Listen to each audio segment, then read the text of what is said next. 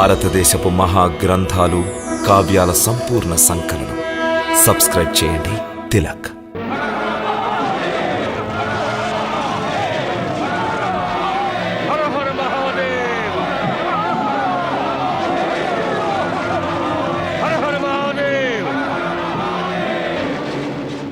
యువరాజు ఇంద్రజిత్తు ఆలోచన ఏమి? వారి ఆలోచన ఏమంటే మనము వెంటనే ద్వారములు తెరుచుకుని శత్రువులపై వెంటనే దాడి జరపాలని. అటులనే అన్నిటికంటే ముందు పశ్చిమ ద్వారము తెరుచుకుని శత్రువులపై దాడి జరపండి.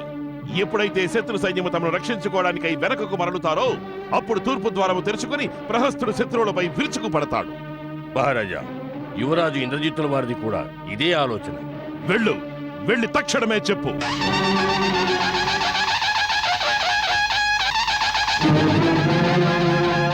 జై లంకేశ్వర! దాడి చెయ్యండి, విజృంభించండి.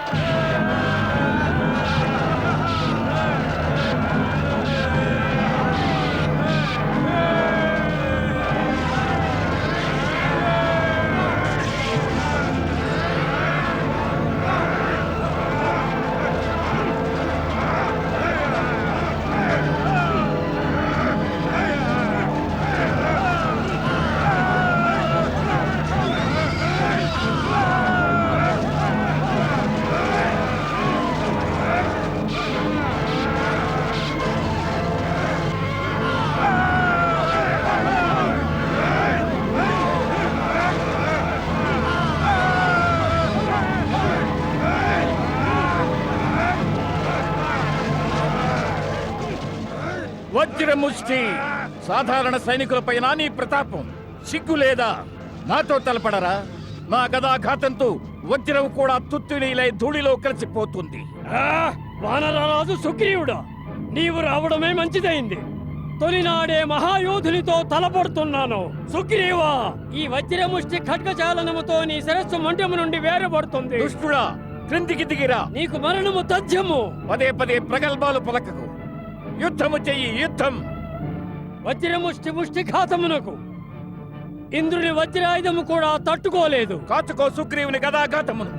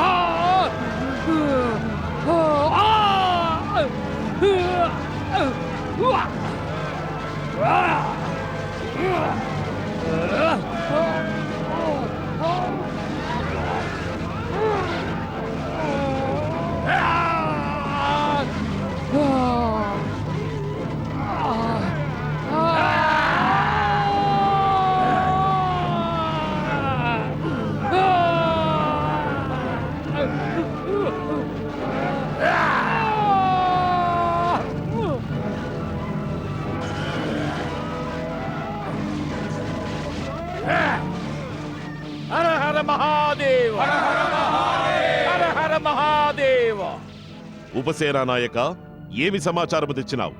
సేనానాయకుడు వజ్రముష్టి మహాశౌర్యంతో శత్రుసేనలను సంహరిస్తూ వీర స్వర్గము పొందినారు మహారాజా. ఏమి వజ్రముష్టి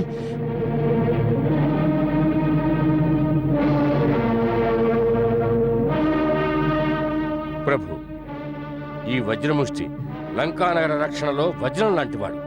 అలాంటి వాణిని నేడు సుగ్రీవుడు వధించినాడు. ఒక వజ్రమేమి, పెద్ద పెద్ద శిరస్సులే తెగిపడతాయి లంకలో.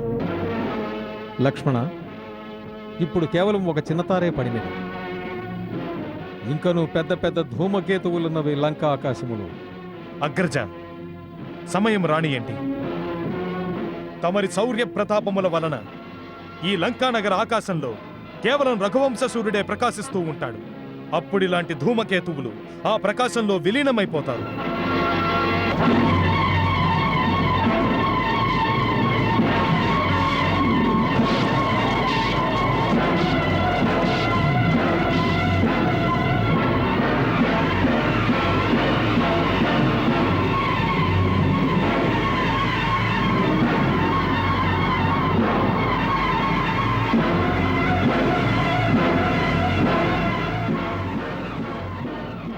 ఆ రథముపై ఉన్న వీరుడెవడు మన సేనలను ఈ విధంగా సంహరిస్తున్నాడు? అతడు రావణుని కుమారుడు ప్రహస్తుడు. వీనిని నిరోధించకుంటే మన సర్వ సైన్యమును నాశనము చేయగల సమర్థుడు. వీరులారా, భయపడకండి, ఆగండి, ఆగండి.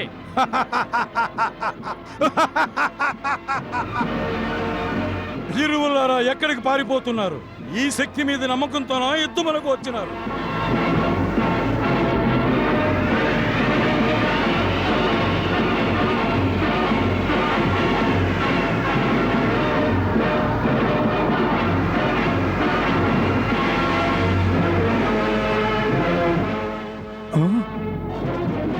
ఆశ్చర్యమెందులకు? మరో బాణాన్ని సంధించు. నీవే వచ్చినావా? నేను నీ కొరకే నిరీక్షిస్తున్నాను.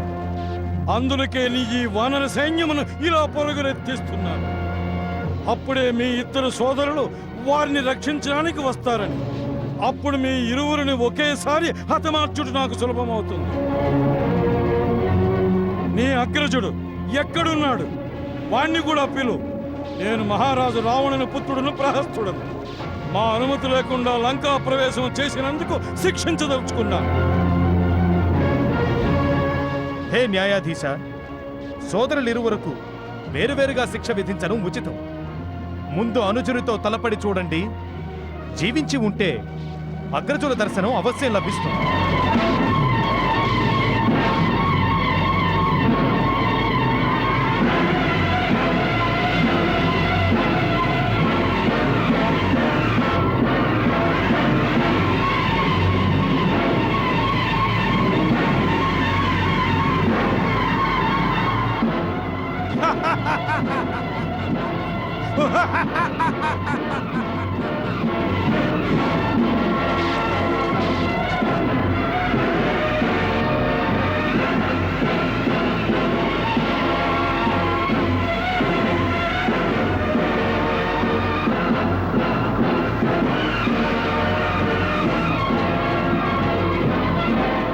హర హర మహాదేవ! వాయుదేవుని ఔరసపుత్రుడు హనుమంతుడా? హనుమంతుడా, నీ మృత్యువు నా చేతిలో రాసి ఉన్నది. లేదు, నీవు పొరబడుతున్నావు సేనానాయక దుర్ముఖ. నా మృత్యువు నీ చేతిలో లేదు, కానీ నీ చేతిలో నేడు నా వల్ల మరణం రాయబడి ఉన్నది. నీవు నీ హస్తరేఖలు చదవడంలో పొరపాటు పడి ఉంటావు. పొరపాటు మా మహారాజు రావణుని వల్ల జరిగినది. వారు నిన్ను సజీవముగా వదిలినారు.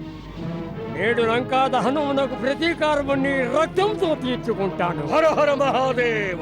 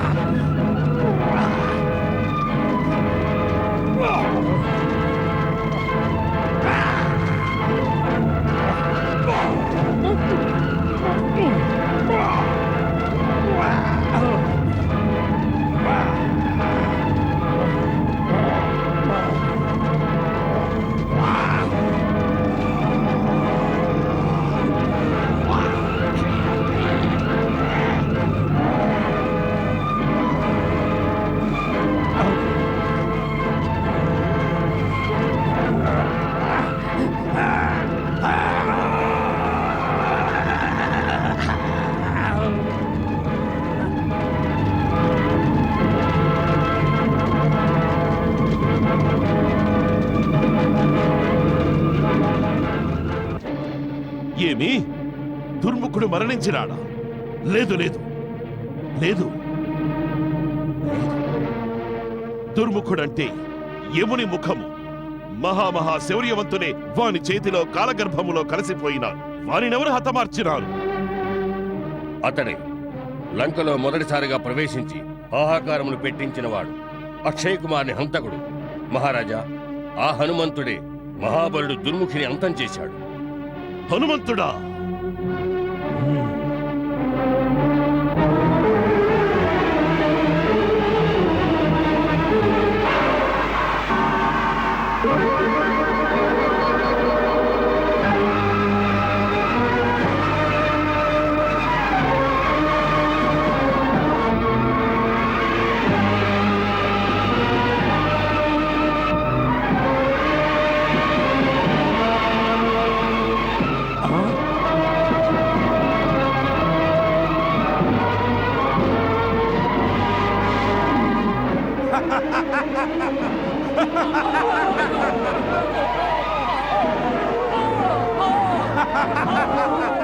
మూర్ఖ! నిరపరాధులైన వానరులను హతమారుస్తావా? నీవు జీవించి ఉండడానికి వీల్లేదు.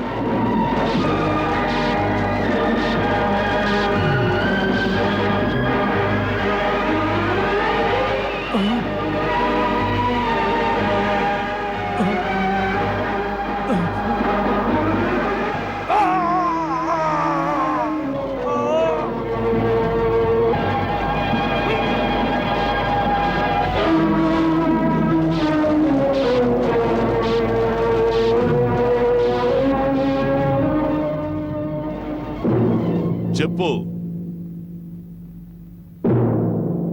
మాట్లాడవేమి?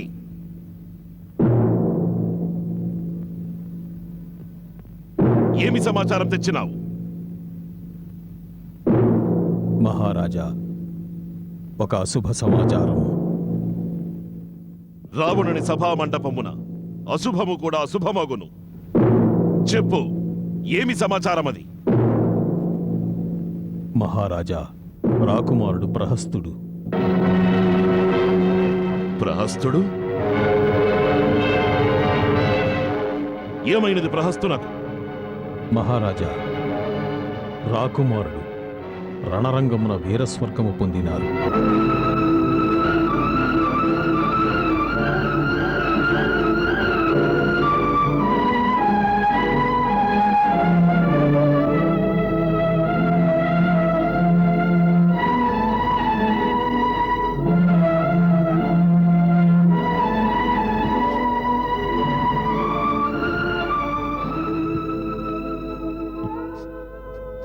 ప్రహస్త?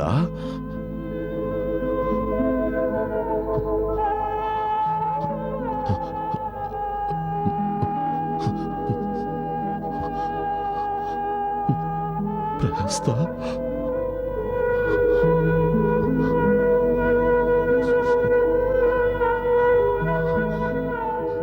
లంక యొక్క ఒక మూల స్తంభము కూలిపోయినది ఇంద్రజిత్, కూలిపోయినది.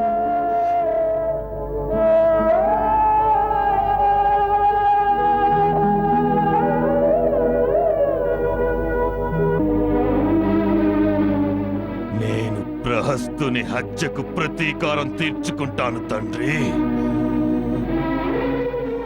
లక్ష్మణునే కాదు, రాముని ఒక్కొక్క సోదరుని అయోధ్యకు మిగలకుండా చేస్తాను. నేను ఆ నలుగురు సోదరులను హతమార్చి ప్రహస్తుని మరణానికి ప్రతీకారం తీర్చుకోకుండా లంకలో అడుగిడను. లేదు యువరాజా, లేదు. ఈ అవకాశం నాకిప్పించండి. మహారాజా, రాముని వధించే మొదటి అధికారం నాది. ఎందుకంటే అతడు నా తండ్రిని హతమార్చాడు. నేను మా మాత మాటను పాలించాలి. మహారాజా, నేను మా మాతకు ప్రమాణం చేసినాను, నేను రాముని శిరస్సు ఖండించనంత వరకు నా పితృదేవునకు తర్పణము వదలనని. మేము నీ మాతృప్రేమకు కడు సంతసిస్తున్నాము వీర మకరాక్ష. వారెలా చెప్పినారో నీ వటులనే చెయ్యము. అయితే అది నేడే చెయ్యము, లేదా మేమే స్వయముగా రణభూమిని ప్రవేశిస్తాము. మేమీ యుద్ధమును ఎంతో కాలము చేయదలుచుకోలేదు. మహారాజా, నాకు ఈ అవకాశం ఇప్పించండి. నేను ఆ రణభూమిలో ప్రవేశించి ప్రళయం సృష్టిస్తాను. శత్రు సంగ్రామ క్షేత్రమును శ్మశాన వాటికగా మారుస్తాను. ప్రతీకార జ్వాలలు నా అంతరాళాలలో ఎప్పటి నుండో రగులుతున్నవి. నాడు దండకారణ్యమున నా తండ్రి కరుడు, పినతండ్రి దూషణుడు సైన్య సమేతంగా ఆహుతైపోయినారు. మహారాజా, తమకు తెలియదు, నా మాతృమూర్తి నా తండ్రి కరుని మరణానంతరము నేటి వరకు తన పసుపు కుంకుమలను త్యజించలేదు. పితృదేవుల ఆత్మకు శాంతి చేకూర్చుట కొరకై నేటి వరకు తర్పణములు వదలలేదు. మహారాజా, నాడు నా తల్లి ప్రతినబూనింది, ఏ రాముని బాణమైతే నా పతి ప్రాణములు హరించినదో వాని కపాలములో జలమును నింపి తన పతి ఆత్మశాంతి కొరకై శ్రాద్ధకర్మలు చేస్తానని. నా తల్లి నయనాశ్రులపై ప్రతిజ్ఞ చేసి నా తల్లి ప్రతిజ్ఞను నెరవేరుస్తాను. రాముని శిరస్సు ఖండించి మాత ప్రతీకార జ్వాలలను శాంతింపచేస్తాను. చేస్తావు, తప్పక చేస్తావు వీరమకరాక్ష. మాకు విశ్వాసమున్నది. నీలో రగులుతున్న జ్వాలాముఖి నేడు ఈ యుద్ధమునకు అంతిమ నిర్ణయం చేస్తుంది. వెళ్ళు, నీకు జయము కలుగుతుంది వీరమకరాక్ష. జయము మహారాజాధిరాజైన లంకేశుడైన రావణునికే దక్కుతుంది.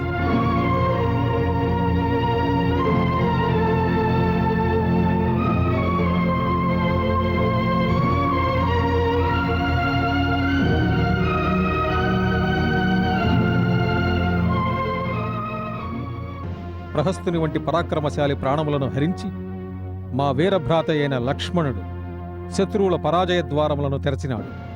ఇందులో సందేహమేమీ లేదు.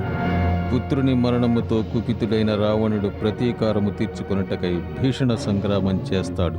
ఇప్పుడు మనం మరింత అప్రమత్తంగా ఉండాలి ప్రభు. అప్రమత్తంగా ఉండవలసింది అతడే. అతని బలం క్షీణించిపోవుచున్నది.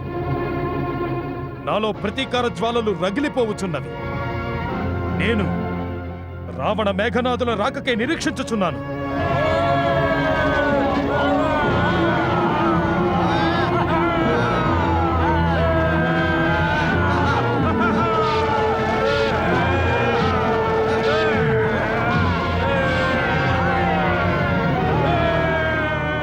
ఎవరతడు? రావణుడా?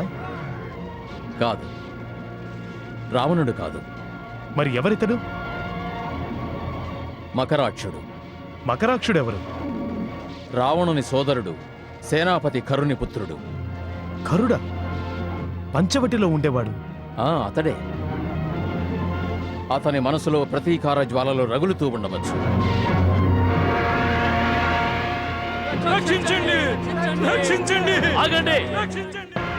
అరే, అతడు మన వారందరినీ తరుముతున్నాడు.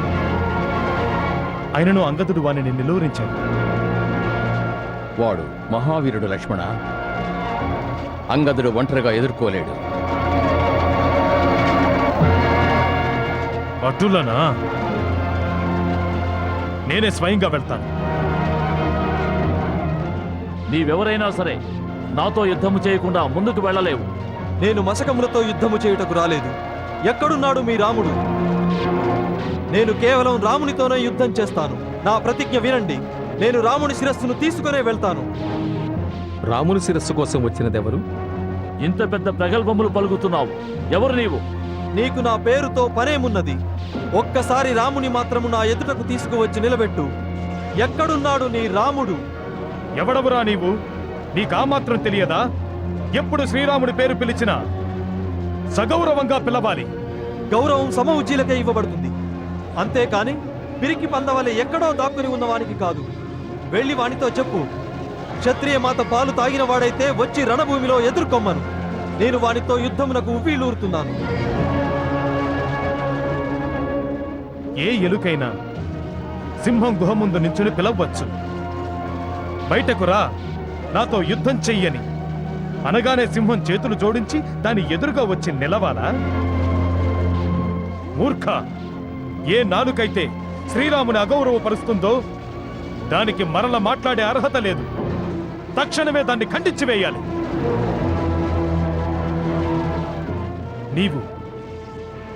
నీవొక అజ్ఞాన బాలకుని వలె తర్కించుచున్నావు. అందువలన నాకు నీపై, నీ తల్లి అశ్రువులపై అమితమైన జాలి కలుగుచున్నది. మా మాత ఒక రాక్షస మాత. మానవ స్త్రీల వలె తనకు రోధించుట తెలియదు. ఆ మాతే నాకు ఆజ్ఞ ఇచ్చినది.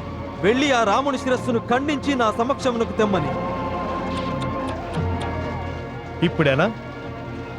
ఇక్కడ మేముండగా నీవు శ్రీరాముని చేరుకోవడం అసంభవం. నీ మాతను సంతృప్తిపరచాలనుకుంటే శ్రీరాముని ముఖారవింద చిత్రపటాన్ని తీసుకెళ్ళు. వారి దర్శన మాత్రంతో ఆమె ప్రసన్నురాలవుతుంది. పసిపాపలకు చిత్రములో చందమామను ఎటుల చూపించుమో అటులనే ఆమెకు శ్రీరాముని చూపించు. లక్ష్మణ, అంగద,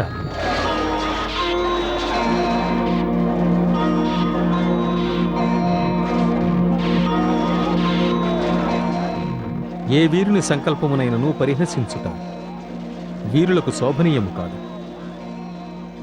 రాకుమారా అంగద, ఏ వీరుడైనను మనను యుద్ధమునకు ఆహ్వానించినప్పుడు మనము యుద్ధమునకు అంగీకరించడమే సుక్షత్రియుల యొక్క ధర్మము.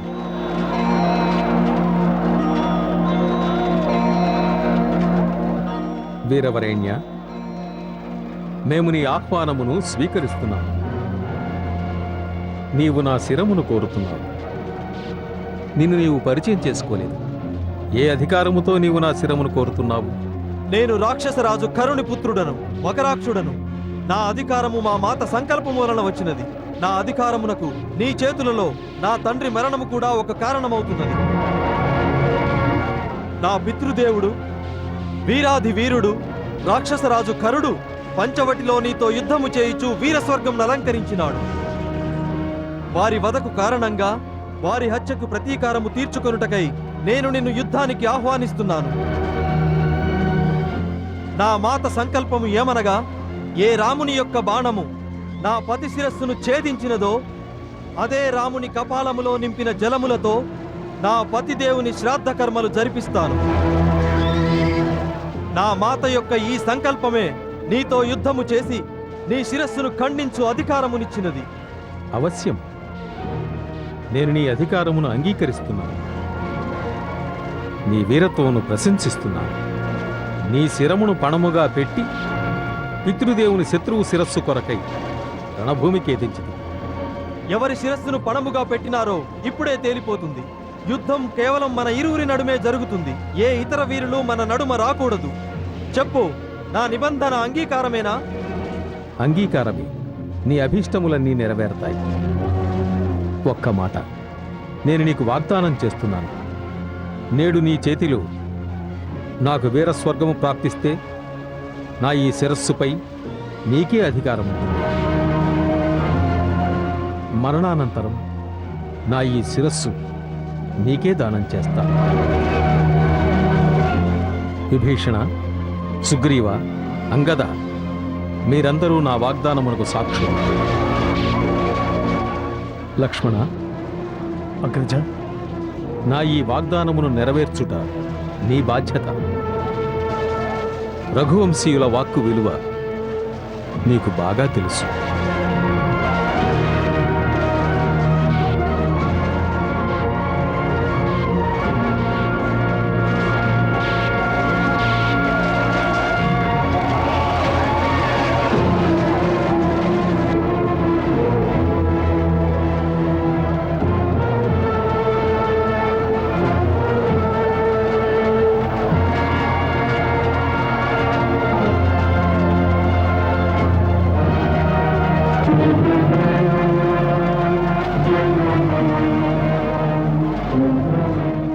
వీరవరణ్య, మకరాక్ష, తొలి బాణమును నీవే సంధించు.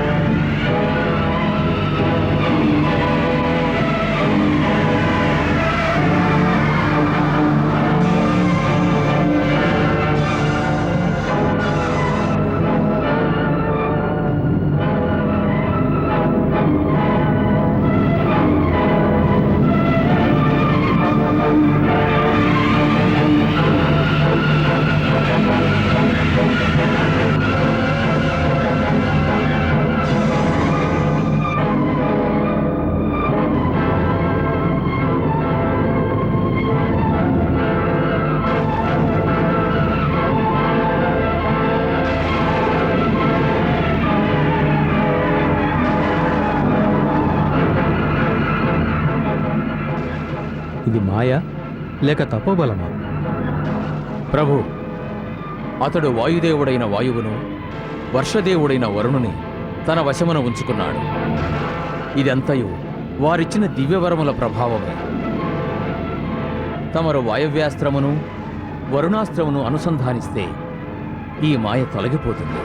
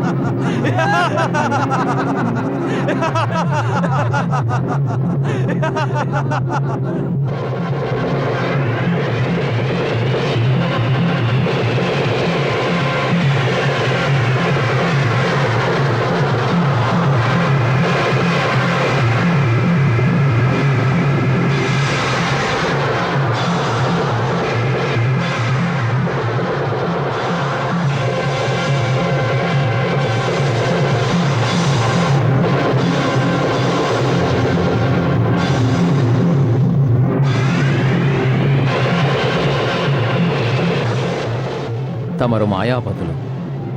ఈ మాయాపురుషులలో ఎవరు నిజమైన మకరాక్షుడో వానికి ఒక్కటే ఆనవాలు. కేవలం వాని గాయముల నుండే రక్తము స్రవిస్తుంది. మాయా మకరాక్షుల గాయము నుండి రక్తము స్రవించదు.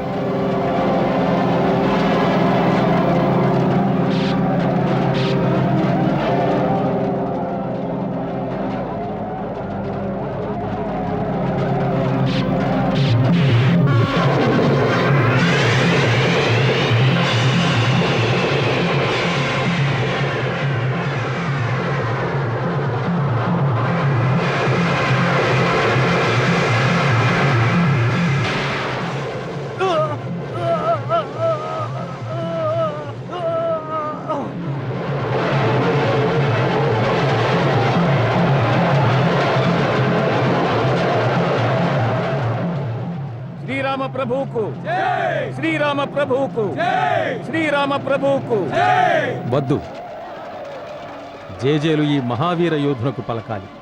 ఇతడి మాతృభక్తికి ప్రచండ పరాక్రమమునకు మాత సంకల్పమునకు నీ ప్రాణములనే అర్పించిన సుపుత్ర, నీకు రాముని ప్రణామము.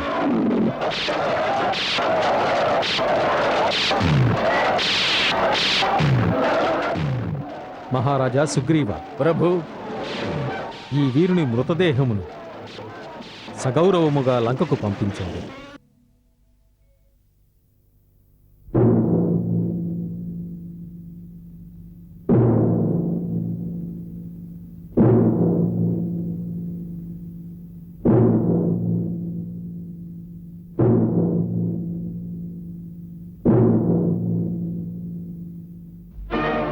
వీర మకరాక్ష, నీవు వీరుని వలె రణభూమిలో నీ ప్రాణములు వదిలి గౌరవముగా శిరస్సునెత్తుకుని పరలోకమునందున్న నీ తండ్రిని చేరుకున్నావు. కాని అవమానముతో మా శిరస్సు కృంగిపోయినది. నేడు మేము నీ పితృదేవునకు రుణగ్రస్తులమైనాము. మేము నీ మాతకు ఏమని చెప్పాలి? ఆమె తన పుత్రుని మాకప్పగించినది. మేము నిన్ను రక్షించలేకపోయాము. ఈ పాపమునకు ప్రక్షాళన చేసుకోలేము. ఈ రుణము మేము తీర్చుకోలేము. ఆజ్ఞాపించండి తండ్రి. రామ లక్ష్మణుల రక్తముతో ఆ పాపమును నేడే ప్రక్షాళన చేస్తాను. తమను రుణ విముక్తులను చేస్తాను. లేదు మేఘనాథ, ఆ రుణము మాది. దానిని మేమే తీర్చుకోవాలి. లేదంటే మా సోదరుడు కరుణకు ఎలా ముఖము చూపించగలం? ఎప్పుడైతే మా పుత్రుడు ప్రహస్తుడు మరణించాడో అప్పుడే మేము శోకతప్తులమైనాం. కానీ వాని మృతి వలన మేము లజ్జితులము కాలేదు. ఎందుకంటే అతడు నా పుత్రుడు, మా ధనమును మేము పోగొట్టుకున్నాం.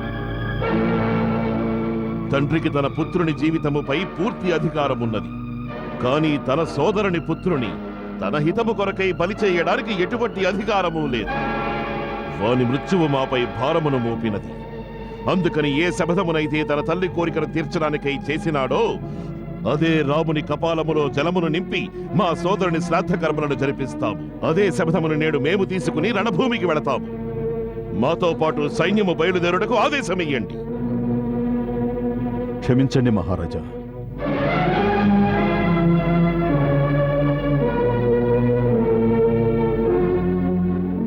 ఇది రణనీతికి విరుద్ధం అవుతుంది. ఎంతవరకు ఒక సేనానాయకుడు లేదా ఒక మహారథి బతికుంటాడో రాజు స్వయంగా యుద్ధభూమిలో అడుగుపెట్టడం న్యాయసమ్మతం కాదు. అది రాజు యొక్క శక్తిహీనతకు నిదర్శనం అవుతుంది. అయినను సేనాపతి లేదా మహారథుని మరణం వలన రాజు పరాజితుడు కాలేడు. కానీ రాజుకి ఏదైనా జరిగితే ఆ క్షణమే ఆ దేశము పరాజితమవుతుంది మహారాజా. సేనాపతి అకంపన, నీవు సింహాసనం యొక్క దర్పమును ప్రదర్శించుకునే పదవి వ్యామోహితుడైన రాజుతోనో మాట్లాడటం లేదు. నీవు మహారథులకే మహారథి, ముల్లోకముల విజేత, మహాశౌర్యవంతుడు అయిన ఈ రావణునితో మాట్లాడుతున్నావు. మేము ఇది కూడా గమనిస్తూనే ఉన్నాము. శత్రువు సాధారణమైన యోధుడు కాడు. మన మార్గము సుగమముగా తోచుటలేదు. వారు ఈ విధముగా మన మార్గమునకు అడ్డుపడి ఒక్కొక్కరి చప్పున అంతం చేస్తూ ఉంటే మన సైన్యం యొక్క మనోబలము అనుదినము క్షీణించిపోతుంది. యజ్ఞములో ఆర్జ్యం ఆహుతి చేసినప్పుడు అగ్నిజ్వాలలు ఉవ్వెత్తున లేచినట్లుగా వారి యశస్సు మనోబలము అంతకంతకు పెరిగిపోతూ ఉంటాయి. ఇలా ఉపేక్షిస్తే ఆ జ్వాలలు వారి యజ్ఞశాల నుండి వ్యాపించి మన దేశమంతటిని భస్మం చేస్తాయి. మేము నేడే వారి యజ్ఞశాలను ధ్వంసం చేస్తాం. ఈ యుద్ధము కొనసాగుట లంకకు శ్రేయస్కరము కాదు. శత్రువును తక్షణమే అంతం చెయ్యాలి.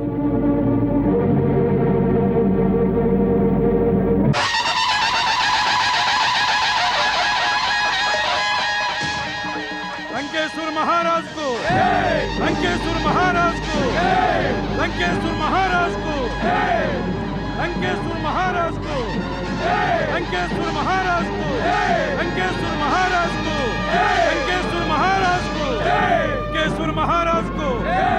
లంకేశ్వర మహారాజ్ కు, లంకేశ్వర మహారాజ్ కు, మహారాజ్ కు, లంకేశ్వర మహారాజ్ కు, లంకేశ్వర మహారాజ్ కు, లంకేశ్వర మహారాజ్ కు, లంకేశ్వర మహారాజ్ కు, లంకేశ్వర మహారాజ్ కు, లంకేశ్వర మహారాజ్ కు, లంకేశ్వర మహారాజ్ కు, లంకేశ్వర మహారాజ్ కు, లంకేశ్వర మహారాజ్ కు, లంకేశ్వర మహారాజ్ కు, లంకేశ్వర మహారాజ్ కు, లంకేశ్వర మహారాజ్ కు. ప్రభు, లంకాధిపతి రావణుడే స్వయముగా యుద్ధమునకు వచ్చుచున్నాడు. స్వయంగా వస్తున్నాడా? ఇంత త్వరగానా? అవును ప్రభు. మకరాక్షుడు ప్రహస్తుల మరణమును అతడు సహించలేకపోయాడు. వాస్తవమును వచించవలనన్న అతడు తన మనోనిబ్బరమును కోల్పోయాడు. యుద్ధమున వీరులు ఇలా విచరితులు కావడం ఉచితము కాదు. ఆ కారణముగాని అతడు తన మహాయోధులు ఎంతమంది ఉన్నా స్వయముగా తానే యుద్ధమునకు తరలి వస్తున్నాడు. ఇదే తమకు విజయ సంకేతం.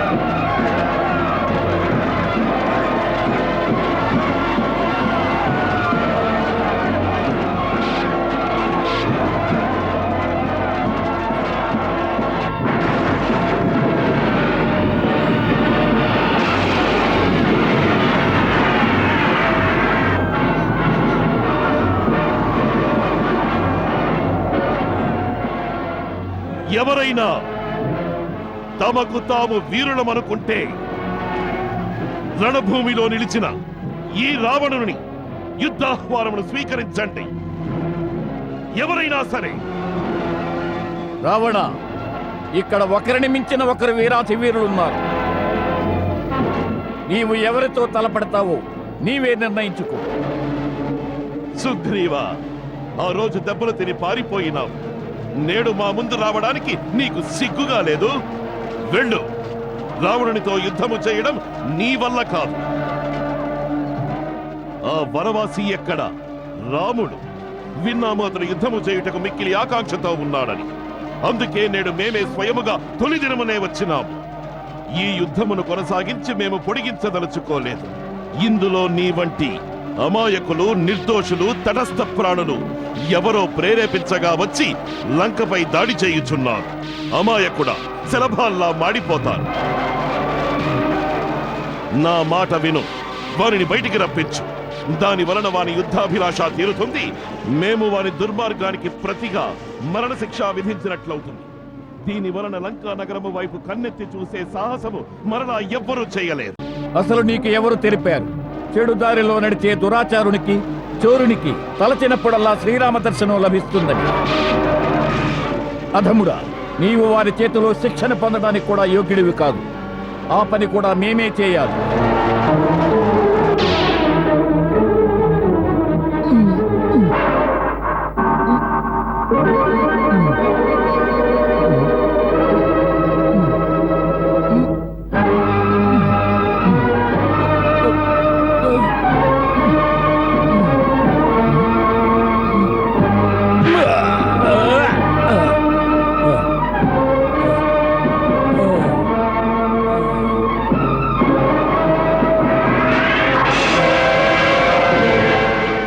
లజ్జాహీన, ఒక నిరాయుధునిపై బాణం ప్రయోగిస్తావా?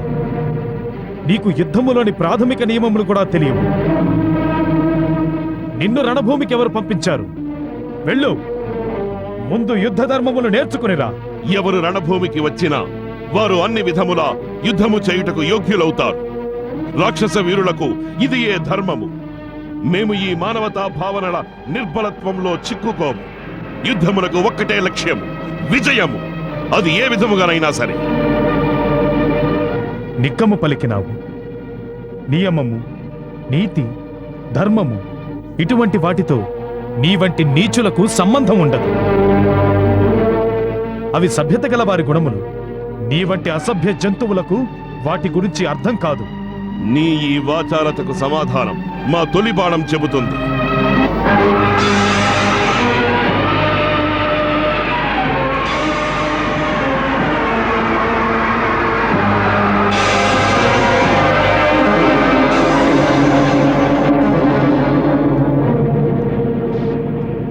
నీ వంటి పాపులు, దురాచారులు ఎప్పుడైతే నిరుత్తరులవుతారో అప్పుడే శస్త్రముల సహాయం తీసుకుంటారు.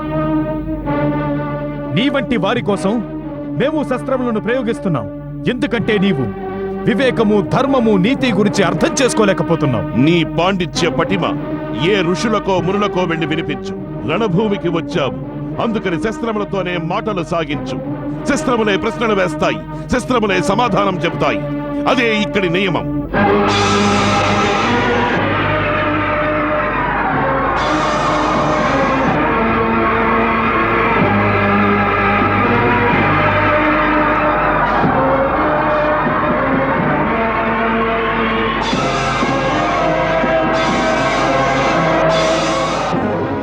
తమరే స్వయముగా వెళ్ళండి ప్రభు.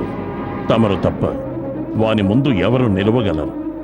అతడు ఒక్కడే ఒంటరిగా మన అసంఖ్యాక వీరుల్ని హతమార్చి మన సైన్యమునకు భారీ నష్టము కలుగజేయగలడు. యుద్ధము తొలినాడే శత్రువు యొక్క ప్రభావము ఈ విధముగా పెరిగినచో మన సైన్యం యొక్క మనోబలం క్షీణిస్తుంది.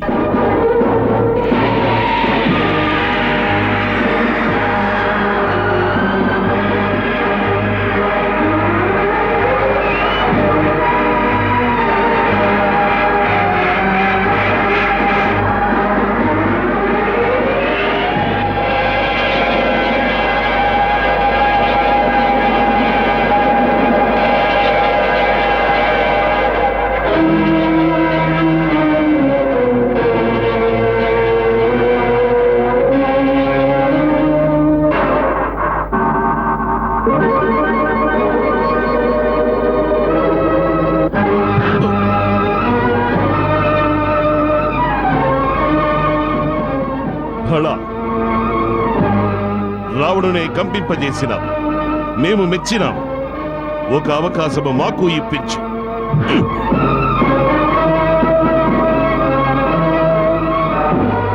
జై శ్రీరామ్.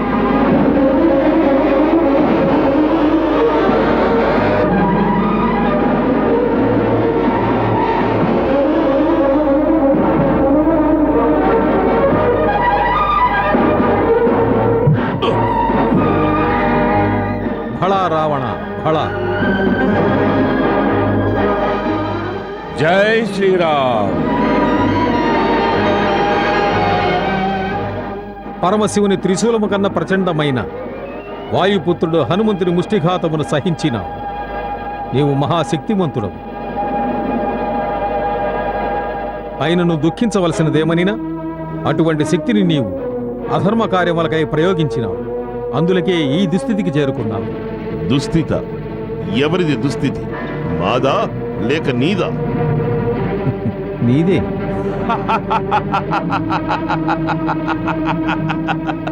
నారవస్త్రములు ధరించి వనములలో సంచరించు వనవాసి, స్వర్ణలంకలోని సింహాసనంపై ఆసీనుడైన త్రిభువన విజేత లంకేశ్వరుని వైభవములో నీకు దుస్థితి గోచరిస్తున్నదా? రామ, నీ వాక్పటిమ చాతుర్యముతో ఈ అజ్ఞానులైన వానరులను వంచవచ్చుగాక, ఈ రావణుని కాదు. భక్తునకు జ్ఞానికి చాలా అంతరమున్నది. భక్తుడు పామరుడు కావచ్చు, మూర్ఖుడు కావచ్చు, కానీ హృదయములో సత్యము, మనసులో సరళత ఉంటాయి. కానీ జ్ఞాని నీ వంటి మూర్ఖుడు కూడా కావచ్చు. ఎవరి హృదయములో అధర్మము, కపటము ఉంటాయో వాని స్థితి నీ పరిస్థితి వలనే ఉంటుంది. నీవు స్వర్ణలంక రాజ్య సింహాసనముపై ఆసీనుడై ఉన్నప్పటికీ జీవితంలోని సంపూర్ణతను సాధించలేకున్నావు. ఇప్పుడు నీ హృదయములో కేవలము అశాంతి, చింత, వ్యాకులత మాత్రమే ఉన్నాయి. మరింకేమీ లేవు. నీ వంటి ప్రతి దుర్మార్గునకు ఏదో ఒకనాడు స్పష్టముగా అర్థమవుతుంది అంతిమ ఘడియలు సమీపించాయని. అప్పుడు వారు గాయపడిన సర్పం వలె ఆత్మరక్షణ కోసం పరుగులు తీస్తారు. కానీ వారికి ఎక్కడా రక్షణ దొరకదు. అదే స్థితి ఇప్పుడు నీకు వచ్చినది. నీ అంతము ఆసన్నమైనది. నీ పాపకర్మల విషమే నీ మనసులోని శాంతిని దహించి వేసినది. ఇప్పుడు నీవు అశాంతితో కూడిన బాధను, నీ పాపపు చింతనలను కప్పిపుచ్చుకొనుటకై ఉచ్చస్వరముతో తీవ్రముగా వాకృతుతున్నావు. ఈ సత్యము నీవు అంగీకరించలేకున్నావు.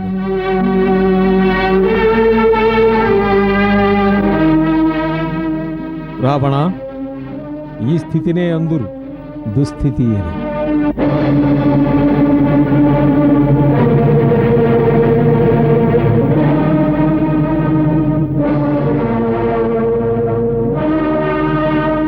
రామ, రఘువంశములో గొప్ప వీరులుంటారని విన్నాను.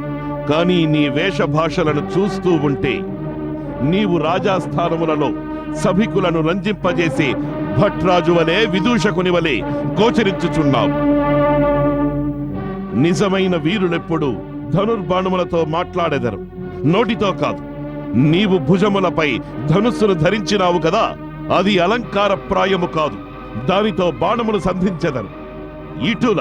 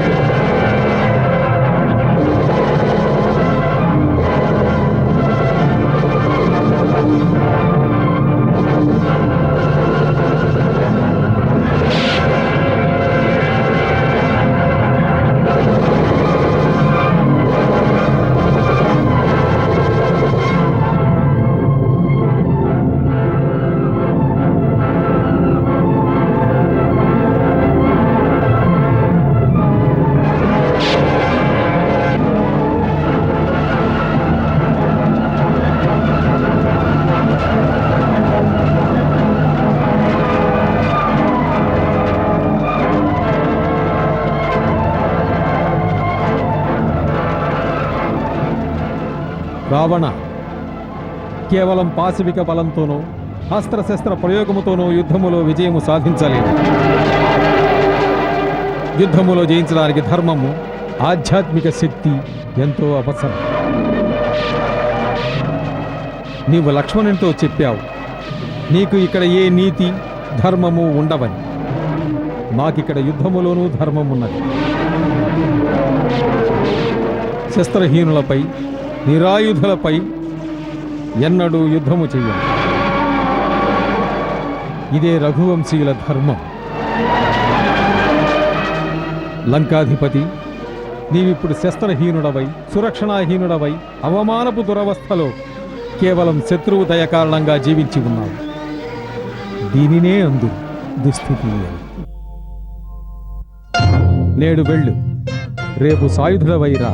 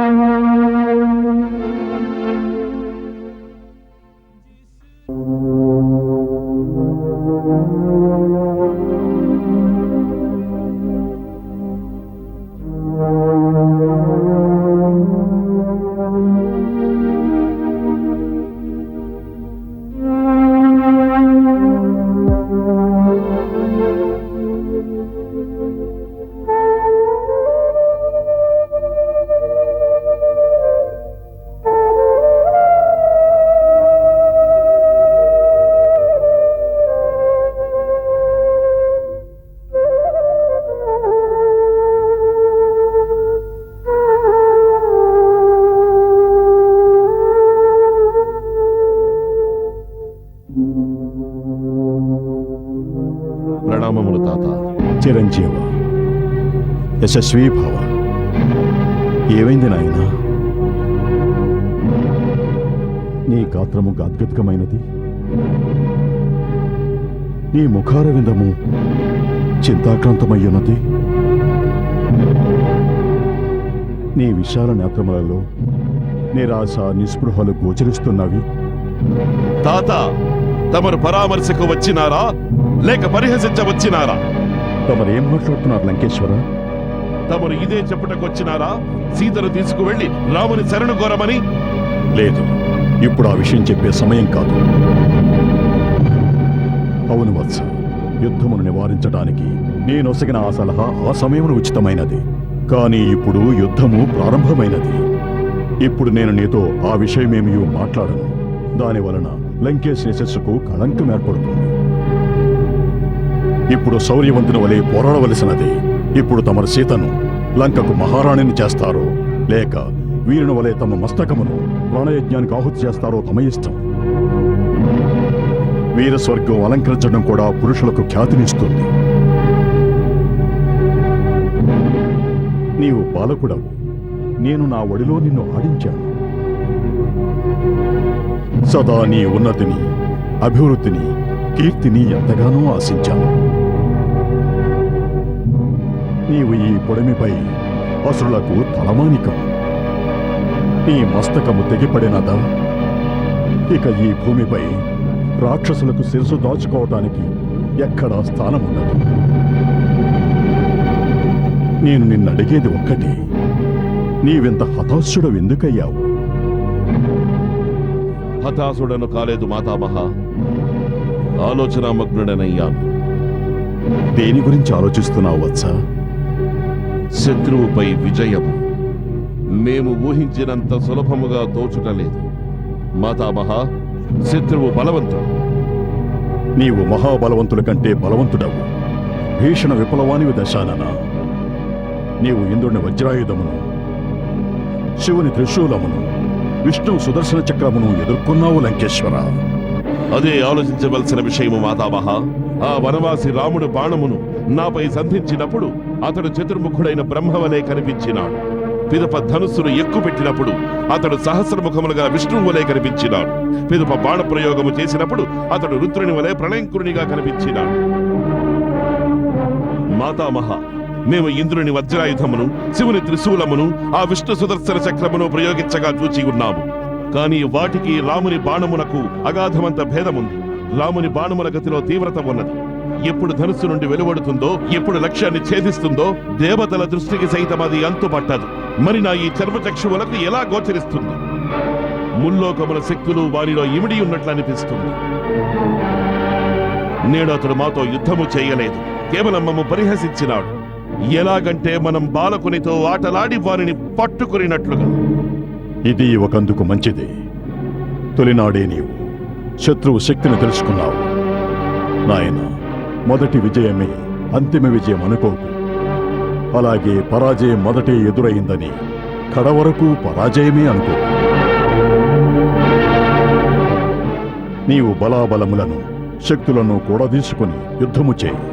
అందులకే మేము అష్టదిక్కులకు రాక్షస జాతిని సంఘటితపరచుటకై దూతలను పంపినాం. ఇకపైన దూతలను పంపవలసిన అవసరమేమున్నది? ఎందుకంటే మహాశక్తిశాలి అయిన నీ సోదరుడు కుంభకర్ణుడు నీ ఇంటిలోనే పడుకుని ఉన్నాడు. ఇదే తగిన సమయం. వారిని మేల్కొల్పు. ఓనర సైన్యమునకు అతడొక్కడే చాలు. మేల్కొల్పు వానిని. ఆశ్చర్యముగా ఉన్నది. ఇంతవరకు ఈ విషయము గుర్తుకు రాలేదెందుకని? మాతామహ, తమరు మా సమస్యకు పరిష్కారమును సూచించినారు. నాయక విరూపాక్ష, వెళ్ళు. కుంభకర్ణుని శయ్యాగృహమునకు వెళ్ళు. వారిని మేల్కొలుపు. వారికి ఈ లంకేశ్వరుని సందేశమును వినిపించు. నేడు లంకకు కుంభకర్ణుని అవసరము ఏర్పడినదని చెప్పము. వెళ్ళు. ఆజ్ఞ మహారాజా. సీత, సీత, నీకు శుభగడియలు వచ్చినట్టున్నవి. నీ మనోమందిరమున విరాజిల్లుతున్న మూర్తి నీ ఎదురుగా సాక్షాత్కరించనున్నారు. స్వప్నములు స్వప్నములు, ఇంకా ఎంతకాలము మాత? స్వప్నము సత్యమయ్యే ఉదంతము యుద్ధము తొలినాడే బయటపడినది సీత. యుద్ధము ప్రారంభమైనదా? ఎవరు ముందు పడగొడతారో వారే వీరులని అంతా అంటారు కదా. నేడది సత్యమైనది. తొలి దినమున ఆ వానరులను తుచ్చులుగా భావించిన ఆ దుష్ట రాక్షస వీరులను శ్రీరాముని సైన్యము పరాజితులను చేసినది. నిక్కమా?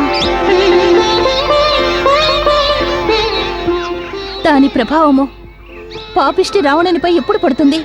పడినది. ఈనాడు మహావీరుడైన నీ పతి వానిని శస్త్రహీనుని చేసి యుద్ధభూమిలో అందరి సమక్షమున అవమానపరిచి పంపినాడు. శస్త్రహీనులపై మా రఘువంశీయులు శరమును సంధించరని నేడు వెళ్ళి రేపురా అనినారట.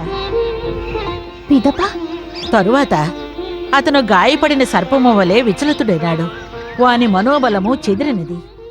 మరొక్క మాట, అతను తన సోదరుడు కుంభకర్ణుని మేల్కొల్పాలనుకుంటున్నాడు.